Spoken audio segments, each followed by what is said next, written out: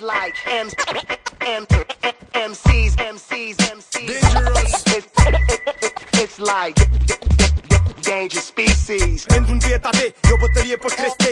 Un frate lovește să arate că el în texte peste un adversar imaginar care abia se închisește. Că poate că este prieten și doar îl compătimește. Vreau loc cu 1000 dacă o fi liber și dacă se nimerește.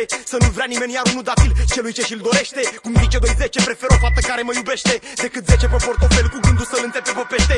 Primește cu bucurie faptul că vreun rău te vorbește. Nu lua pe nimeni de idol, ferește deși te păzește.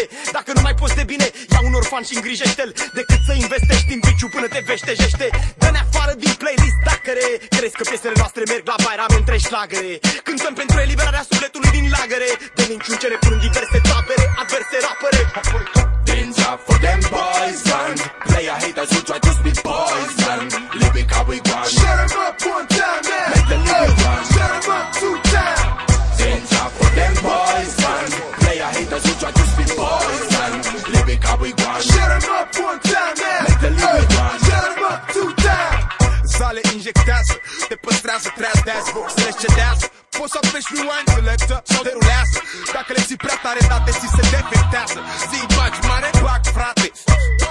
Că afectează simplu fapt că avem ritmuri sacadate și rime la bază expandate. Le-ai lăsat să zacă lângă airbag. Bagă-le acum, poate-ți plac toate. Dacă-i nasol că-mi bag show, șpagă-n de sagă, bagă dale tale, frate. Dar eu le zic cu sinceritate, ți le zic oricând mă găsești prin localitate, într-un local până bragă. Aruncă discul la guroi dacă crezi că ascultă și un punky și un rapper și un clubber, băi. Cântăm pentru eliberarea de falși și de rechin ce merg venind în diverse tabere. Cine o să-i apere? Danger for them boys, man. Player haters who try to spit poison. Lyric how we want. Shut 'em up one time, man. Make the lyric run. Shut 'em up 2 times. Danger for them boys, man. Player haters who try to spit poison. Lyric how we want. Shut 'em up one time, man. Make the lyric run. Shut 'em up 2 times.